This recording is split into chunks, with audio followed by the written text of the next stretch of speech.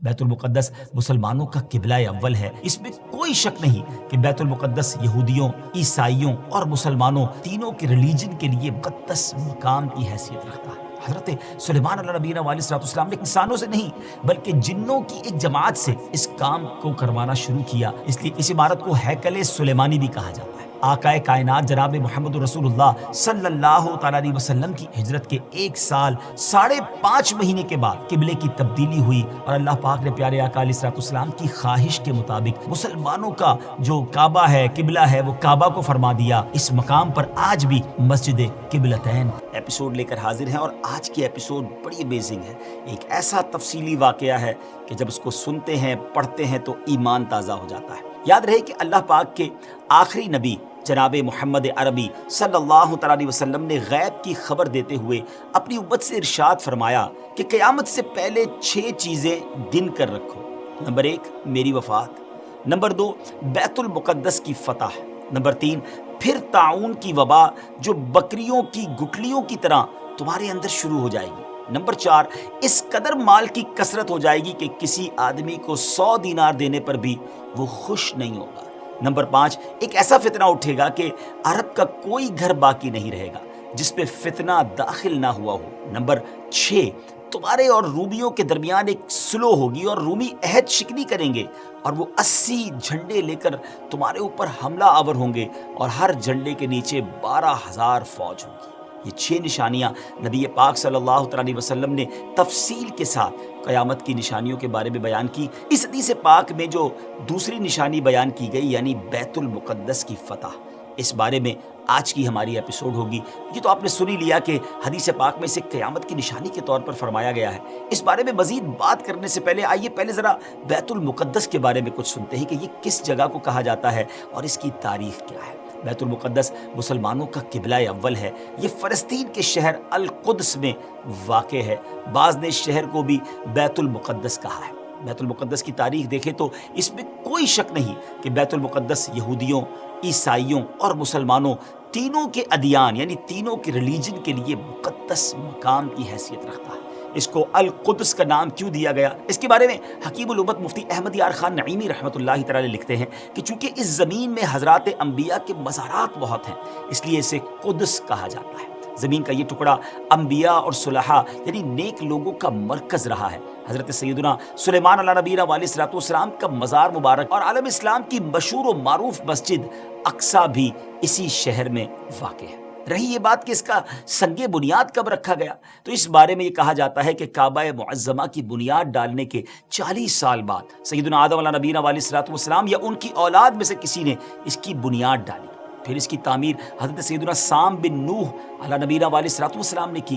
پھر ایک عرصے کے بعد حضرت سیدنا داؤد علیہ نبینا علیہ الصلوۃ والسلام نے بیت المقدس کی بنیاد اسی مقام پر رکھی جہاں حضرت سیدنا موسیٰ علیہ نبینا علیہ الصلوۃ والسلام کا خیمہ نصب کیا گیا تھا۔ اس عمارت کے پورا ہونے سے قبل حضرت سیدنا داؤد علیہ نبینا علیہ الصلوۃ والسلام کی دنیا سے وفات کا وقت قریب آ گیا، تو اب آپ نے اپنے بیٹے حضرت سیدنا سلیمان علیہ نبینا علیہ الصلوۃ والسلام کو اس کو مکمل کرنے کی وصیت فرمائی۔ حضرت سلیمان علیہ نبینا علیہ الصلوۃ والسلام نے کمال کا انتظام کیا۔ آپ نے انسانوں سے نہیں بلکہ جنوں کی ایک جماعت سے اس کام کو کروانا شروع کیا۔ 1 سال کا کام باقی تھا۔ اب ذرا غور کیجئے کہ جنات تعمیر کر رہے تھے، مگر آپ کے انتقال کا وقت قریب آ گیا۔ آپ نے غسل فرمایا، نئے کپڑے پہنے، خوشبو لگائی اور اس طرح تشریف لائے کہ عصا پر یعنی اپنے جو لاٹھی تھی اس پر ٹیک لگا کر کھڑے ہو گئے۔ ملک الموت حضرت اسرائیل علیہ الصلوۃ والسلام نے جن کا کام ہی روح قبض کرنا ہے، انہوں نے آپ کی روح اسی حالت میں اسی عالم میں قبض کر لی۔ اب اسی طرح آپ عصا پر ٹیک لگائے کھڑے رہے۔ جی ہاں، دنیا سے آپ جا چکے تھے، وصال فرما چکے تھے، مگر آپ کا جو مبارک جسم ہے وہ عصا پر ٹیک لگائے کھڑا رہا۔ یہ اللہ کی شان ہے۔ حضرت سلیمان علیہ الصلوۃ والسلام کا یہ معجزہ بھی ہے۔ یہاں میں ایک اور دلچسپ بات آپ کو بتاتا چلوں کہ جب حضرت سلیمان علیہ الصلوۃ والسلام حیات تھے تو جنات کو رات کی رخصت بھی مل جاتی تھی، وہ دن میں کام کرتے تھے۔ حضرت سلیمان علیہ الصلوۃ والسلام بھی آرام کرنے چلے جاتے تھے، مگر آپ چونکہ اب کھڑے ہی تھے تو اب جنات کو دن رات راؤنڈ کلاک کام کرنا پڑ گیا۔ ہر وقت وہ آپ کھڑے رہے تو آپ کو اجازت مانگتے تھے، لیکن کسی میں ہمت نہیں ہوتی تھی کہ وہ اجازت مانگنے آپ سے مانگے، تو آپ سے اجازت بھی نہیں مانگ سکتے تھے۔ تو جنہوں نے 4 سال تک یک لخت، جی ہاں آل دا وے، دن رات برابر کام کیا۔ اچھا، حضرت سلیمان علیہ الصلوۃ والسلام جو ہے وہ عصا پر کھڑے ہیں، نہ جسم میں کوئی تبدیلی آ رہی ہے۔ اللہ اکبر، یہ بھی اللہ کے نبی کی شان دیکھیں۔ اس کی تعمیر کی تکمیل چونکہ حضرت سلیمان علیہ السلام کے زیر نگرانی ہونی تھی، اس لیے اس عمارت کو ہیکل سلیمانی بھی کہا جاتا ہے۔ بیت المقدس کی روشنی کا انتظام بھی نرالے انداز میں ہی کیا گیا تھا۔ وہ اس طرح کہ حضرت سلیمان علیہ السلام نے بیت القدس کی مسجد کو سنگ مرمر سے اور ہیروں، موتیوں اور یاقوت سے بنوایا، اور بیت المقدس کے گنبد کے سرے پر کبریت احمر، یہ سرخ گندک تھی، اس کا اہتمام کیا۔ اس کی روشنی کئی میلوں تک پہنچتی تھی۔ اللہ اکبر۔ اچھا ناظرین، جیسے اس کی تعمیر کا وقت پورا ہونے لگا تو اللہ کی شان دیکھیں کہ آپ کے اس عصا کو، اس لکڑی کو دیمک نے کھایا اور آپ کا جسم زمین پر تشریف لایا۔ پھر لوگوں کو بھی پتہ چلا اور جنات کو بھی پتہ چلا کہ حضرت سلیمان علیہ السلام دنیا سے جا چکے ہیں۔ سبحان اللہ، اتنی شاندار یہ عمارت ہے۔ بیت المقدس کی خدمت کے لیے کثیر خادمین حاضری دیتے رہتے۔ ایک وقت ایسا آیا کہ حضرت سیدنا زکریا علیہ نبی علیہ السلام کے مبارک زمانے میں بیت المقدس کے خدام کی تعداد 4000 تھی، اور خدام کے 27 یا 70 سردار تھے، جن کے امیر سیدنا زکریا علیہ نبی علیہ السلام تھے۔ حضرت سیدنا آدم علیہ السلام سے لے کر حضرت سیدنا موسیٰ علیہ نبی علیہ السلام تک کعبہ یعنی بیت اللہ شریف ہی کعبہ رہا۔ پھر حضرت سیدنا موسیٰ علیہ نبی علیہ السلام سے لے کر حضرت سیدنا عیسیٰ علیہ السلام تک بیت المقدس قبلہ رہا۔ جب آقائے کائنات جناب محمد رسول اللہ صلی اللہ تعالیٰ علیہ وسلم کی آمد ہوئی اور آپ نے اعلان نبوت فرما کر اسلام کی تعلیم اور اشاعت کا سلسلہ شروع کیا، تو مکہ مبارک میں جتنا عرصہ رہے اس وقت تک بھی مسلمان بیت المقدس کی طرف رخ کر کے عبادت کرتے تھے۔ پھر نبی پاک علیہ السلام نے مدینے کی طرف ہجرت فرمائی، اور ہجرت کے بعد مدینہ منورہ میں بھی مسلمان 16 یا 17 مہینے تک بیت المقدس کی طرف ہی رخ کر کے نمازیں پڑھتے رہے۔ ہجرت کے 1 سال 5.5 مہینے کے بعد 15ویں رجب پیر کے دن مسجد بنی سلمہ میں نماز ظہر کے درمیان قبلے کی تبدیلی ہوئی، اور اللہ پاک نے پیارے آقا علیہ السلام کی خواہش کے مطابق مسلمانوں کا جو کعبہ ہے، قبلہ ہے، وہ کعبہ کو فرما دیا، اور اب مسلمان کعبے کی طرف رخ کر کے نماز ادا کرنے لگے۔ اس مقام پر آج بھی مسجد قبلتین قائم ہے۔ حضرت سلیمان علیہ السلام کے بعد بنی اسرائیل کے زوال کے ساتھ ہی بنی اسرائیل 2 حصوں میں منقسم ہو گئے، تقسیم ہو گئے۔ ہیکل سلیمانی کی عزت میں بھی کمی آ گئی۔ ویسے تو ہیکل سلیمانی پر کئی حملے ہوئے، مگر ایران کے بادشاہ بخت نصر نے جو فلسطین پر حملہ کیا تھا، اس میں ہیکل سلیمانی کو مکمل طور پر مسمار کر دیا اور بڑے پیمانے پر یہودیوں کا قتل عام کیا۔ تورات جلا دی گئی، اور اس وقت یہودی غلاموں کو دریائے فرات کے کنارے آباد کیا گیا، اور انہوں نے اس بستی کا نام تل ابیب رکھا۔ اس کے بعد ایران کے پہلے کسرا خسرو نے یہودیوں کو واپس فلسطین جانے کی اجازت دے دی۔ تب وہ جنوبی فلسطین میں آ کر آباد ہوئے اور ہیکل سلیمانی کی اثر نو تعمیر کی، مگر یہ تعمیر بھی زیادہ عرصے قائم نہ رہ سکی، اور 70 عیسوی میں روم کے بادشاہ توتس نے ایک مرتبہ پھر ہیکل سلیمانی پر حملہ کیا، اسے مسمار کر دیا، اور یہودیوں کو فلسطین کے جنوبی حصے سے بھی نکال دیا۔ یوں فلسطین مکمل طور پر یہود سے خالی ہو گیا تھا۔ حضرت عمر فاروق رضی اللہ تعالیٰ عنہ کے عہد خلافت میں جب فلسطین فتح کیا گیا، اس وقت وہاں عربی النسل قبائل آباد تھے۔ اسلامی لشکر کے سپہ سالار سیدنا ابو عبیدہ بن جراح رضی اللہ تعالیٰ عنہ نے فتح یرموک کے بعد اسلامی لشکر کے ساتھ آپ دمشق آ چکے تھے۔ آپ نے اپنے اصحاب سے مشورہ کیا کہ قیصاریہ روانہ ہو یا بیت المقدس۔ حضرت سیدنا معاذ بن جبل رضی اللہ تعالیٰ عنہ کے مشورے پر عمل کرتے ہوئے سیدنا فاروق اعظم رضی اللہ تعالیٰ عنہ کی بارگاہ میں ایک مکتوب روانہ کیا گیا، دونوں شہروں میں سے کس شہر کا انتخاب کیا جائے۔ سیدنا فاروق اعظم رضی اللہ تعالیٰ عنہ نے جلیل القدر صحابہ کرام علیہ رضوان سے جب مشورہ کیا، تو مولا علی شیر خدا کرم اللہ تعالیٰ وجہ الکریم نے فرمایا کہ اے امیر المومنین، آپ اسلامی لشکر کو بیت المقدس کی طرف روانگی کا حکم دیں۔ وہ پہلے بیت المقدس کو فتح کرے، پھر قیصاریہ کی طرف جائیں، کیونکہ رسول پاک علیہ السلام نے پہلے مجھے بیت المقدس کی فتح اور بعد میں قیصاریہ کی فتح کی خوشخبری دی تھی۔ یہ سن کر سیدنا فاروق اعظم رضی اللہ تعالیٰ نے فرمایا، اے ابو الحسن، آپ نے سچ کہا۔ پھر سیدنا ابو عبیدہ بن جراح رضی اللہ تعالیٰ کی طرف پہلے بیت المقدس اور پھر قیصاریہ روانگی کا حکم لکھ کر روانہ کر دیا۔ ڈیئر ویورز، ہے نا بڑی عجیب داستان، بڑی ایمان افروز داستان۔ سیدنا ابو عبیدہ بن جراح رضی اللہ تعالیٰ کو جیسے ہی امیر المومنین کا مکتوب ملا، آپ نے روزانہ 5000 مجاہدین لشکر بیت المقدس روانہ شروع کر دیے، یعنی 5000 مجاہدین ڈیلی روانہ ہوئے۔ بیت المقدس کا جو قلعہ تھا، جو فورٹ تھا، وہ بڑا مضبوط تھا۔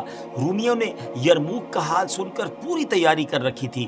اسلامی لشکر کے جاتے ہی انہوں نے قلعے کا محاصرہ کیا، اس کو سراؤنڈ کر لیا۔ حضرت ابو عبیدہ بن جراح رضی اللہ عنہ کے حکم سے روزانہ اس فورٹ پر، اس قلعے پر حملہ کیا جاتا۔ 11 دن تک حملہ کرتے رہے، مگر کوئی خاص پیش رفت نہ ہوئی، کوئی پروگریس نہ ہو رہی تھی۔ 11ویں دن خود سیدنا ابو عبیدہ بن جراح رضی اللہ تعالیٰ عنہ، سیدنا خالد بن ولید رضی اللہ تعالیٰ عنہ تشریف لائے۔ مجاہدین نے تکبیر و تحلیل کی صدائیں بلند کی، خوب نعرے لگائے، تو رومیوں کو بھی معلوم ہو گیا کہ اسلامی لشکر کا کوئی بڑا سردار آ گیا ہے۔ وہ سب پریشان ہوئے، اپنے سب سے بڑے راہب قمامہ کے پاس گئے اور ساری صورتحال بیان کی۔ جب اسے معلوم ہوا کہ مسلمانوں کا سردار آ گیا ہے، وہ بہت پریشان ہوا اور کہنے لگا، اب تمہاری ہلاکت نزدیک ہے، کیونکہ میں نے پچھلی کتابوں میں پڑھا ہے کہ ملک شام کو محمد الرسول اللہ صلی اللہ تعالیٰ علیہ وسلم کا ایک سرخ رنگ کا صحابی فتح کرے گا۔ اگر یہ وہی سردار ہے تو صلح کے علاوہ اب تمہارے پاس کوئی دوسری صورت نہیں ہے۔ پھر وہ اسلامی لشکر کے سپہ سالار کو دیکھنے کے لیے قلعے کے دیوار پر آیا، سیدنا ابو عبیدہ بن جراح رضی اللہ تعالیٰ کو بلایا۔ آپ رضی اللہ تعالیٰ جب آگے گئے تو ان سے بھی وہی بات کی۔ حضرت ابو عبیدہ بن جراح نے کہا، یا تو تم اسلام قبول کر لو یا جزیہ دے کر امان حاصل کر لو، پھر ہم سے جنگ کرنے کے لیے تیار ہو جاؤ۔ لیکن اس راہب قمامہ نے سیدنا ابو عبیدہ بن جراح رضی اللہ تعالیٰ کی بات کا کوئی جواب نہ دیا، فقط خاموشی سے وہ بس آپ کو دیکھتا رہا اور پھر واپس چلا گیا۔ اس نے اپنی قوم سے کہا کہ یہ وہ شخص نہیں ہے جس کے بارے میں میں نے کتابوں میں پڑھا ہے، لہٰذا تم ان سے جنگ کرتے رہو، یہ تمہارا بال بھی بیکا نہیں کر سکتے۔ سیدنا ابو عبیدہ بن جراح رضی اللہ تعالیٰ نے بھی وہاں سے واپس آ کر اسلامی لشکر کو جنگ کا حکم دے دیا۔ روزانہ اسلامی لشکر اس فورٹ پر، اس قلعے پر حملہ کرتا، رومی تیروں کی برسات کرتے، دونوں طرف سے جانی نقصان بھی ہوتا، سپاہی زخمی بھی ہوتے۔ لڑائی 4 ماہ تک جاری رہی۔ جی ہاں ویورز، 4 منتھ تک یہ لڑائی جاری رہی۔ اہل شہر تنگ آ گئے۔ وہ دوبارہ اپنے جو سردار تھا، جو ان کا لیڈر تھا قمامہ، اس کے پاس گئے، ساری صورتحال بیان کی۔ وہ نصرانی راہب جو تھا وہ پھر قلعے کی دیوار پر آیا اور سیدنا ابو عبیدہ بن جراح رضی اللہ تعالیٰ عنہ سے کہنے لگا کہ ہم ہر حال میں تم سے جنگ کریں گے، البتہ ہمارے شہر کو صرف ایک ہی شخص فتح کرے گا جس کے اوصاف ہماری کتابوں میں لکھے ہوئے ہیں، وہ تم نہیں ہو۔ سیدنا ابو عبیدہ بن جراح رضی اللہ تعالیٰ نے فرمایا کہ تمہاری کتابوں میں اس کے کیا اوصاف لکھے ہوئے ہیں؟ اس نے کہا، وہ ہم تمہیں نہیں بتائیں گے، البتہ اسے دیکھ کر ہم فوراً پہچان لیں گے کہ یہ وہی شخص ہے۔ ہاں اگر ہم تم اس کا نام جاننا چاہتے ہو تو ہم اس کا نام بتا سکتے ہیں۔ اللہ اکبر، ان کی کتابوں میں اس صحابی کا نام بھی موجود تھا۔ آپ رضی اللہ تعالیٰ نے فرمایا کہ ٹھیک ہے، تم اس کا نام ہی بتا دو۔ اس نصرانی راہب نے کہا کہ جو شخص ہمارے اس شہر کو فتح کرے گا وہ محمد الرسول اللہ صلی اللہ تعالیٰ علیہ وسلم کا صحابی ہوگا، اور اس کا نام عمر بن خطاب ہے، جو فاروق کے لقب سے مشہور ہوگا، اور وہ نہایت سخت گیر ہوگا، اللہ کے کاموں میں کسی ملامت کرنے والے کی ملامت کی پرواہ نہ کرے گا۔ سیدنا ابو عبیدہ بن جراح رضی اللہ تعالیٰ عنہ نے جیسے ہی یہ سنا تو مسکرا دی اور خوش ہو کر فرمایا، فتحنا البلد ورب الکعبہ، یعنی رب کعبہ کی قسم ہم نے اس شہر کو فتح کر لیا۔ پھر آپ اس راہب کی طرف متوجہ ہوئے اور فرمایا، تم جن کا ذکر خیر کر رہے ہو وہ ہمارے خلیفہ ہیں، ہمارے نبی علیہ الصلوۃ والسلام کے جلیل القدر صحابی ہیں۔ راہب نے کہا، اگر واقعی ایسی بات ہے تو تم جنگ موقوف کر دو اور انہیں یہاں بلاؤ، اگر ان میں تمام صفات وہی ہوئی جو ہمارے علم میں ہیں تو ہم ان کے لیے شہر کے دروازے بغیر جنگ کے کھول دیں گے اور ان کو جزیہ بھی ادا کریں گے۔ آپ رضی اللہ تعالیٰ عنہ نے یہ بات منظور فرما لی۔ نصرانی راہب سے گفتگو کرنے کے بعد سیدنا ابو عبیدہ رضی اللہ تعالیٰ عنہ نے جب وہ تشریف لائے اور نصرانی راہب سے ہونے والی گفتگو کی تفصیلات لشکر میں سب کو بتائیں تو تمام مجاہدین خوش ہو گئے۔ ایک مکتوب جس میں تمام تفصیلات انہوں نے لکھی سیدنا عمر فاروق رضی اللہ تعالیٰ عنہ کی بارگاہ میں انہوں نے پیش کر دی، اور وہاں وہ خط بھیج دیا گیا۔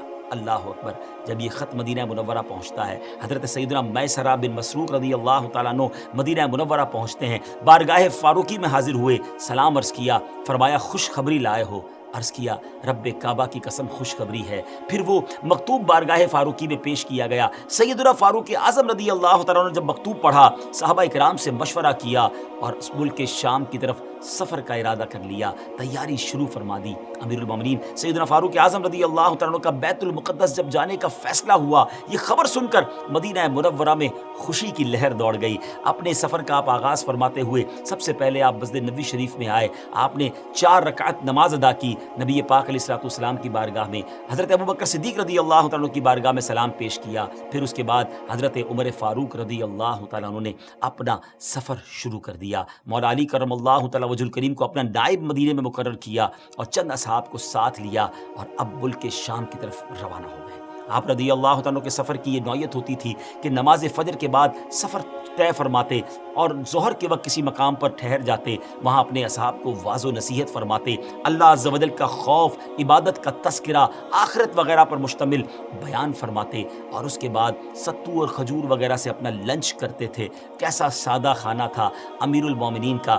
جن جن راستوں سے آپ گزرتے تھے وہاں کے لوگ اپنے مقدمات، اپنی عرضیاں لے کر آپ کے پاس آتے، قرآن و حدیث کی روشنی میں آپ ان کا فیصلہ بھی فرماتے جاتے، یہاں تک کہ ملک شام کی سرحد میں داخل ہو گئے۔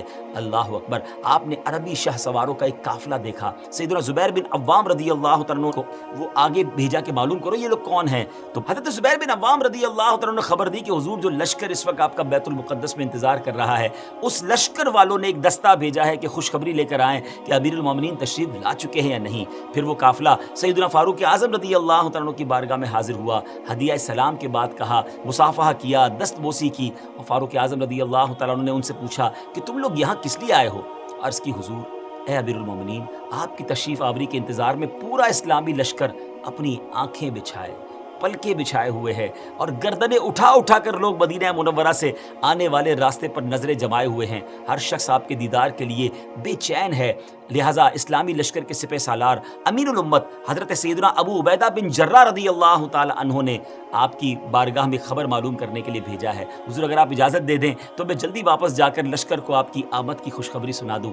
آپ رضی اللہ تعالیٰ عنہ نے اسے اجازت دے دی۔ اس قافلے نے لشکر اسلام میں پہنچ کر سب کو خبر دے دی کہ الحمدللہ امیر المومنین شام کی حدود میں داخل ہو گئے ہیں۔ ہر شخص چاہتا تھا کہ وہ جائے استقبال کے لیے، مگر سیدنا ابو عبیدہ بن جراح رضی اللہ تعالیٰ عنہ نے لشکر کو وہیں ٹھہرنے کا حکم دیا اور خود امیر المومنین کی بارگاہ میں استقبال کے لیے حاضر ہو گئے۔ سیدنا ابو عبیدہ بن جراح رضی اللہ عنہ کا قافلہ امیر المومنین کے اس مدینے سے آنے والے مدنی قافلے سے ملا۔ سیدنا ابو عبیدہ بن جراح اپنی اونٹنی پر سوار ہو کر آئے تھے۔ آپ نے اپنی اونٹنی بٹھائی، نیچے اترے، امیر المومنین کی خدمت میں ہدیہ سلام پیش کیا، مصافحہ کیا، گلے ملے، بقیہ اصحاب نے بھی اس طرح ملاقات کی۔ پھر یہ قافلہ اسلامی لشکر کی طرف روانہ ہوا۔ اللہ اکبر! سوچئے کیسا منظر ہوگا جب یہ قافلہ بیت المقدس پہنچا۔ مجاہدین نے نہایت شاندار استقبال کیا، تمام مجاہدین نے آپ سے ملاقات کی، آپ کی دست بوسی کی، پھر آپ نے ان سے نہایت فصیح و بلیغ خطبہ بھی دیا، تمام مجاہدین کو اعمال صالحہ، تقوی و پرہیزگاری وغیرہ اختیار کرنے کی نصیحت اور تنبیہ فرمائی۔ خطبے سے فارغ ہو کر سیدنا ابو عبیدہ بن جراح رضی اللہ تعالیٰ عنہ نے ملک شام کی جنگوں کو بالتفصیل بیان کیا، جنہیں سن کر فاروق اعظم رضی اللہ تعالیٰ عنہ کبھی روتے اور کبھی خوش ہوتے۔ دونوں میں گفتگو ہوتی رہی یہاں تک کہ ظہر کا وقت ہو گیا۔ مؤذن رسول سیدنا بلال حبشی رضی اللہ تعالیٰ عنہ، جو نبی پاک علیہ الصلوۃ والسلام کے دنیا سے پردہ فرمانے کے بعد مدینہ طیبہ سے ملک شام چلے آئے تھے، لشکر اسلام میں شامل ہو کر وہ بھی جہاد میں مصروف ہو گئے تھے۔ حضرت جناب رسول اللہ صلی اللہ تعالیٰ علیہ وسلم کی وصال ظاہری کے بعد آپ نے اذان کہنا چھوڑ دی تھی۔ اپنے آقا و مولا علیہ الصلوۃ والسلام کی جدائی اور فرقت کے رنج میں وہ ایسے شکستہ دل تھے کہ اذان دیتے وقت انہیں سخت غم اور جو ہے وہ رنج لاحق ہو جاتا تھا، محبوب کی یاد ستاتی تھی، اتنی گریہ وزاری ہوتی تھی کہ اذان کو کمپلیٹ کرنا مشکل ہو جاتا تھا۔ جب نماز ظہر کا وقت ہوا، تمام مجاہدین نے امیر المومنین سے عرض کی کہ حضور حضرت بلال بھی موجود ہیں، ہم چاہتے ہیں کہ حضرت بلال کی اذان سنیں، نبی پاک علیہ الصلوۃ والسلام کے زمانے مبارکہ کی یاد تازہ ہو جائے گی۔ سیدنا فاروق اعظم رضی اللہ تعالیٰ عنہ نے سیدنا بلال حبشی کو حکم دیا، مجاہدین کی خواہش بیان کی۔ سیدنا بلال حبشی رضی اللہ تعالیٰ عنہ نے اذان تو بالکل چھوڑ دی تھی، کسی کے کہنے پر بھی اذان نہ دیتے تھے، لیکن فاروق اعظم رضی اللہ تعالیٰ عنہ کا حکم تھا اور بڑا وہ ادب بھی کرتے تھے، اس لیے اذان دینے کے لیے راضی ہو گئے۔ کیا منظر ہوگا! حضرت بلال حبشی رضی اللہ تعالیٰ عنہ نے اذان شروع کی، جیسی بلند آواز سے کہا اللہ اکبر اللہ اکبر، ان کی آواز میں وہ درد تھا کہ لشکر اسلام پر لرزہ طاری ہو گیا۔ مجاہدین کی آنکھیں اشکبار ہو گئی، محبوب اکرم کا زمانہ یاد آ گیا۔ اللہ اکبر! شام کی سرزمین میں مدینے کی یاد تازہ ہو رہی ہے۔ اس وقت رسول پاک علیہ الصلوۃ والسلام کے دیدار سے اپنی آنکھوں کو ٹھنڈا کیا کرتے تھے، مگر وہ دیدار اب کہاں نصیب۔ تمام مجاہدین شدت غم سے کانپنے لگے۔ سیدنا بلال حبشی رضی اللہ تعالیٰ عنہ اشہد ان محمد الرسول اللہ پر جب پہنچے تو پورے لشکر پر ایک کوہرام مچ گیا۔ صحابہ کرام علیہم رضوان نے اپنے محبوب آقا کی یاد میں وہ تڑپنے لگے، آہو بکا کا شور بلند ہو گیا۔ شدت غم سے مجاہدین ایسے تڑپتے کہ ابھی ان کے دل پھٹ جائیں گے۔ بعض پر تو بے ہوشی طاری ہو گئی۔ فاروق اعظم رضی اللہ تعالیٰ عنہ پر بھی گریہ طاری تھا۔ حضرت بلال حبشی رضی اللہ تعالیٰ عنہ کی حالت بھی ناقابل برداشت تھی۔ ایسا لگتا تھا کہ وہ اذان پوری نہ کر پائیں گے۔ اسلامی لشکر پر غم و اضطراب کی وہ کیفیت طاری تھی کہ رونے اور چیخنے کے سوا کچھ سنائی ہی نہ دیتا تھا۔ بہرحال سیدنا بلال حبشی رضی اللہ تعالیٰ عنہ نے اذان مکمل کی۔ بہت دیر تک صحابہ کرام محبوب کریم علیہ الصلوۃ والسلام کی یاد میں روتے رہے۔ بالآخر اللہ کریم نے سب کو تسکین عطا فرمائی۔ فاروق اعظم رضی اللہ تعالیٰ عنہ نے پورے لشکر کو نماز پڑھائی، پھر قلعہ بیت المقدس کی طرف جانے کا ارادہ فرمایا۔ جب آپ نے بیت المقدس کی طرف روانگی کا ارادہ فرمایا تو بکری کے بالوں سے بنا ہوا لباس پہنا، وہ جبہ جو تھا نا ناظرین، ٹکڑے ٹکڑے سی کر بنایا گیا تھا اور اس میں 14 پیوند تھے۔ ایک پیوند جو ہے وہ چمڑے کا بھی اس میں تھا، اتنا سادہ اور جس کو آپ کہیں بالکل کم پیسوں والا لباس۔ اسلامی لشکر کے تمام سرداروں نے آپ سے گزارش کی، حضور آج تو بڑا اہم دن ہے، آپ اچھے کپڑے آج زیب تن کیجئے، اچھے گھوڑے پر سوار ہوں، آج آپ کو بیت المقدس کے جو لوگ ہیں ان سے ملنا ہے اور انشاءاللہ ہمیں فتح ملنی ہے۔ جب لوگوں نے بڑا اصرار کیا تو آپ راضی ہو گئے اور مصر کے اعلیٰ قسم کا سفید لباس پہن کر گھوڑے پر سوار ہو کر اسلامی لشکر کے ساتھ اب بیت المقدس کے قلعے کی جانب روانہ ہوئے۔ ابھی چند قدم ہی چلے تھے ناظرین کہ آپ کے چہرے پر گھبراہٹ کے آثار ہوئے۔ آپ کو ایسا لگتا تھا جیسے آپ کو بڑی سخت تکلیف ہو گئی ہے، آپ کے چہرے کا رنگ تبدیل ہو۔ سواری کو رکوایا، فوراً گھوڑے سے نیچے آئے اور فرمایا، اللہ عز و جل مجھے معاف فرمائے۔ قریب تھا کہ میں ہلاک ہو جاتا، کیونکہ ایسے پرتکلف اتنے قیمتی لباس کو پہن کر میرے دل میں عجب اور تکبر داخل ہو گیا تھا۔ میں نے اللہ عز و جل کے محبوب علیہ الصلوۃ والسلام کو یہ فرماتے سنا ہے کہ جس کے دل میں ذرہ برابر بھی تکبر ہوگا وہ جنت میں داخل نہیں ہوگا۔ تمہارے اعلیٰ اور سفید لباس نے مجھے ہلاکت میں ڈال دیا۔ پھر آپ نے وہ لباس اتار دیا اور اپنا پرانا 14 پیوند والا لباس زیب تن فرمایا۔ فاروق اعظم رضی اللہ تعالیٰ عنہ بیت المقدس کے قریب اب پہنچ گئے۔ ناظرین میں یہاں تھوڑی دیر کے لیے رکوں گا، غور کیجئے، یہ تھے امیر المومنین۔ آج فتح کا دن تھا، آج دوسرے لفظوں میں ریوارڈ کا دن تھا، عزت کے بڑھنے کا دن تھا۔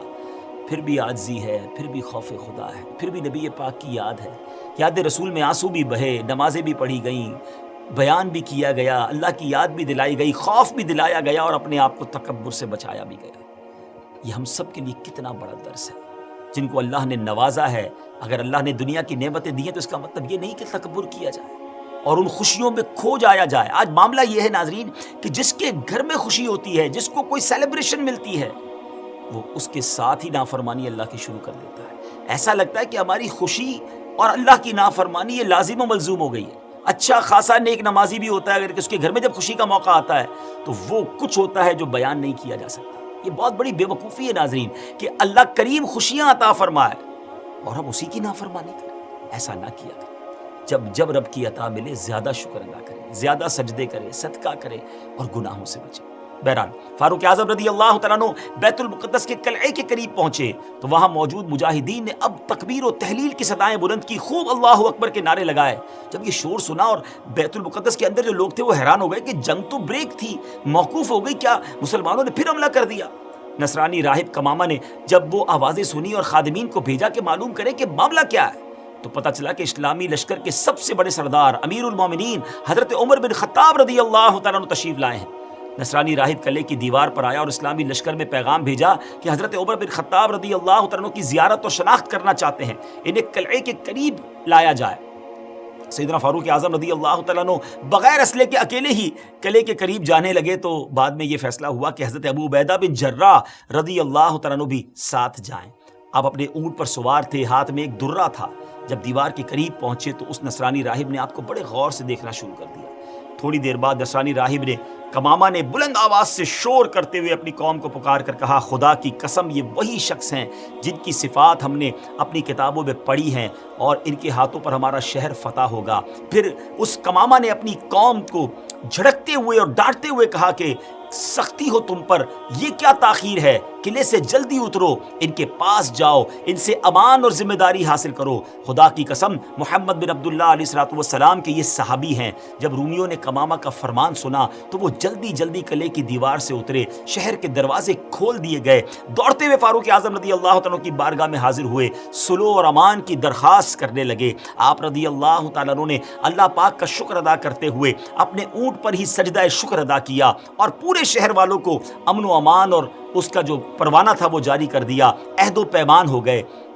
دوسرے دن آپ رضی اللہ تعالیٰ عنہ نے بعد نماز فجر عظیم و شان فتح و نصرت کے ساتھ بیت المقدس کے قلعے میں داخلہ فرمایا۔ اس کے بعد کئی 100 سال تک بیت المقدس مسلمانوں کے قبضے میں رہا۔ بعد ازاں تقریباً 11ویں صدی عیسوی میں بیت المقدس عیسائیوں کے قبضے میں چلا گیا، جسے سلطان صلاح الدین ایوبی رضی اللہ تعالیٰ عنہ نے 1187 عیسوی میں دوبارہ فتح کیا اور بیت المقدس دوبارہ مسلمانوں کے قبضے میں آ گیا، اور پہلی جنگ عظیم تک ترک عثمانیہ خلافت کے زیر انتظام رہا۔